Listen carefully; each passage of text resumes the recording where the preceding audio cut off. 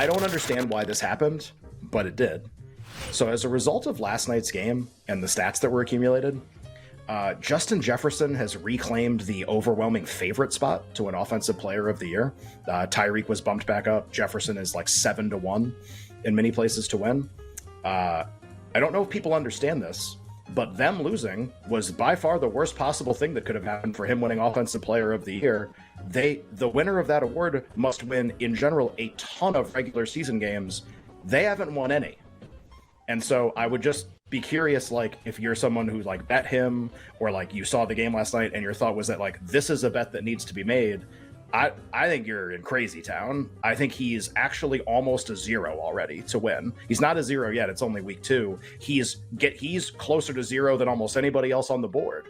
If they're bad, basically, if they're bad this year, he's Devontae Adams last year, whose numbers were just as good as Justin Jefferson, but the team was bad, so nobody talked about him, and nobody thought about him to win the award, because they blew a game to Baker Mayfield, and I got really mad about it. So, like, if he's just him again, he's just Devontae Adams last year, who didn't come close to winning. So I thought that was so funny, and I guess my advice is just, look, like, whoever you like to win Offensive Player of the Year, you got a little window here, I guess, for a little bit, where the favorite's going to be a guy that's a 0, and you get to just take shots on other guys. So it doesn't mean you're going to get it right. You may not pick the right players. I may not pick the right players. But what a great market to bet into. Let's lower the guy who can't possibly win to be the favorite. Awesome. Was very happy that did not think that was going to happen as a result of that. Was on my first thing last night was, oh man, they're going to lower Jefferson to be the favorite, and they did. And whoops, like that's a terrible decision. So gives you an opportunity if you like other players in that market. The interesting thing during the week will be, okay, like let's say it opens 6. Okay, like what kind of an injury report do the Eagles get? If it's more positive than last night, then the number's going to get bet up even more. And if it opens 6.5, maybe nothing really happens. I was like tempted by the idea, or we talked about this last week, the idea that, man, if the Bucks, like, if they look great and the Eagles don't, would you ever get like a 4 or a 4.5 in this game? The Eagles have ruined that by scoring too many points and playing too well. Last night's game, they ruined that. If they had lost, or not their offense hadn't looked as good, they hadn't run the ball for about 9,000 yards, then maybe like the market starts to get affected a lot, and you could bet Philadelphia, but that's not going to happen anymore. They're 2-0. They scored a lot of points last night. I think they look kind of clunky as a team. Maybe we can talk about them at some point too. Like, got issues, man. Could you see this team winning the Super Bowl right now? Like, that would be my question. Not at the moment. And it's 2 weeks, so it's a fun conversation. It's not like Super Bowl. I'm never gonna like dismiss any of the top teams this early, but you can order them and think about like who would I like to bet on going forward, and who would I not like to bet on. Just the 2 games so far, you're just kind of like, man, it just feels, I don't know, like clunky is just the word that came to mind. It's like a lot of the pieces are kind of still there, but it just doesn't, man, maybe it's the 2 coordinators, maybe it's just that it's the first 2 weeks of the season and it takes time for everything to kind of gel and get going. I don't know which one it is. Maybe it's both. And they just, I don't know, they don't look right, and they're winning. And man, when you don't look right when you don't look right and you still win and you're 2-0, that's a nice luxury to have. A lot of teams Absolutely. don't look right and they just lose every game. So like they'll win a lot of games.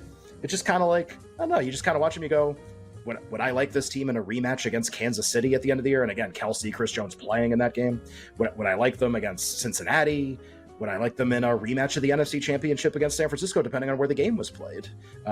Interesting questions I found myself asking about the Eagles as a result of what I watched last night. I did Philly radio with Marks and Reese, their afternoon show on WIP before You Bet started today at 3 p.m. Eastern. And, like, Eagles fans are not happy right now. And I get it. Like, the team hasn't looked good through the first 2 weeks. Yeah. But to Ken's point, like, they haven't looked good, and they're also 2-0. And they're 2-0. Yeah. And they play 2 okay teams. 2 teams that, like, kind of want to make the playoffs this year. I don't think the Eagles are going to be able to run the ball that well next week on the Tampa Bay Buccaneers defensive front.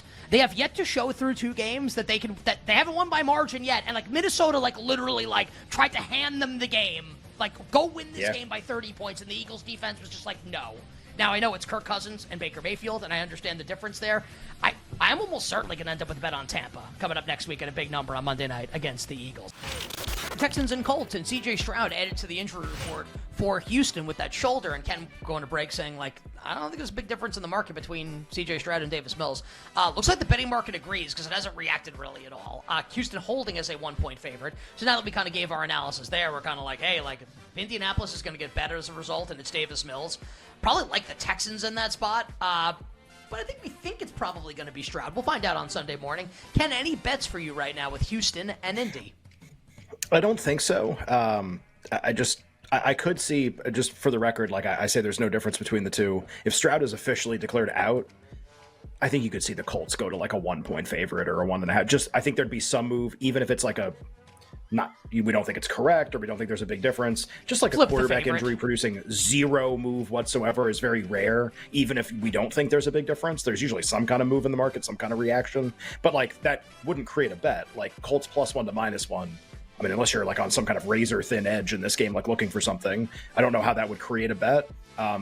I actually think you could make a case that you would like Davis Mills more than Stroud to start the year early in this game before Stroud like gets more seasoning. I think that's a potential case if the Colts get bet. But honestly, for me, nothing side total in this game. I did make a bet earlier today, and Nick, I texted you this, so I just can share it on the show as well. Just always like to look, especially early in the year, at a lot of the ancillary markets for season leaders and stats and updated win totals. There's so much interesting stuff going on early in the year in the NFL markets because the markets are constantly in this push and pull with like what we've already seen, like a game or 2 games in Philadelphia and Minnesota's case, and preseason expectations. And what happens when things start to look way different than what we saw in the preseason, or what happens when we think players are better than the market does or think players are worse than the market does. I think all of us are starting to form some opinions like that right now.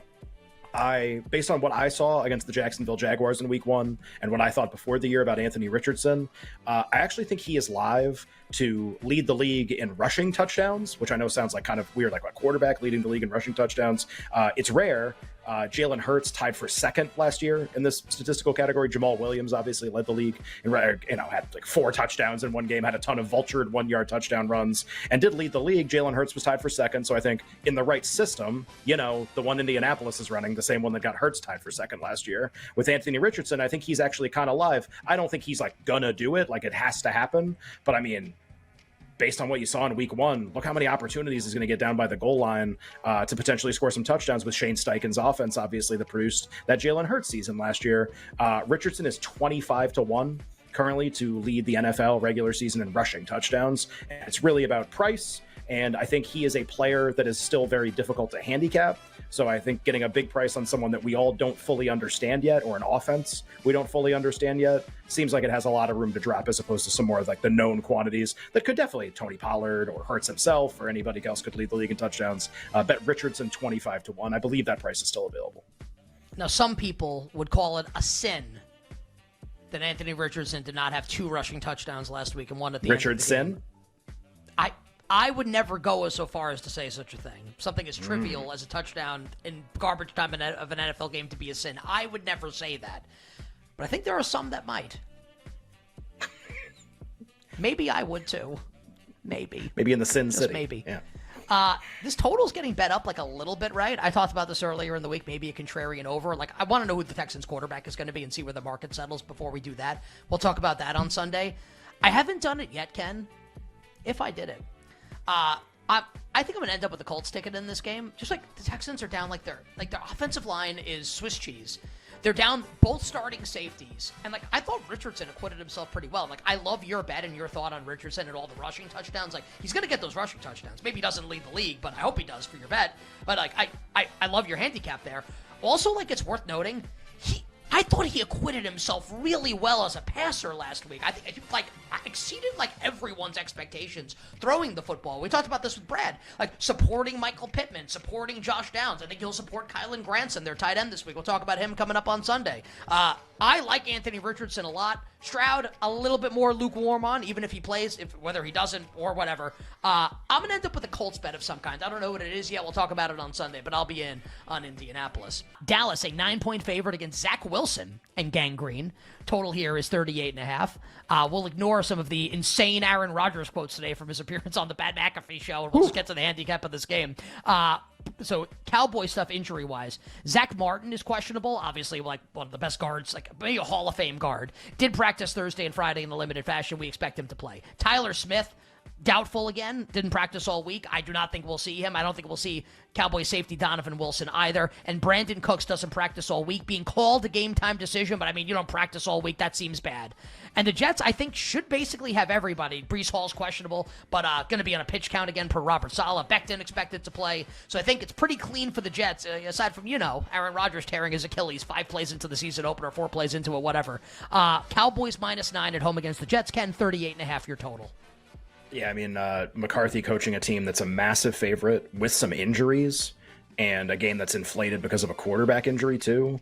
It would only be a look to the underdog for me. I have a tricky decision here. I've been pretty committed to playing the Jets against the spread and just waiting this out and seeing, like, do I get a 10 or what happens? I may do that. A bet that I absolutely have to place, and I've been waiting because, again, I think the prices are going to move in my favor to give a better price. Dog is always correlated with under, or almost without fail. In most situations, dog and under are correlated, like a little bit. Dog winning is highly correlated with under. And just so, kind of keep that in mind if you ever like dogs to win outright, the under is a little more likely to hit in those situations. I think this is very, very much one of those situations. You get a massive payout right now. It depends on which book you use, what the multiplier will be. So kind of test it everywhere. Jets money line with the under, basically with the idea being, I don't know how the Jets win a game that goes over the total. I mean, I have no idea. I don't think Zach Wilson's going to be anything different. It's going to be I think it's going to have to be the same as the Buffalo game in order for them to win. I just think the Jets winning the game so heavily correlates with the under. I'd rather put the two together and just create like a massive bet maybe for the game, even for a small amount of money for a sweat. I think that would be my advice. I might play the Jets against the spread also, but I haven't quite decided yet. I want to see where the market is Sunday. But the Jets money line with the under, even for a couple bucks, that is a bet. I'm just kind of price shopping it and waiting to see if the Cowboys get bet more.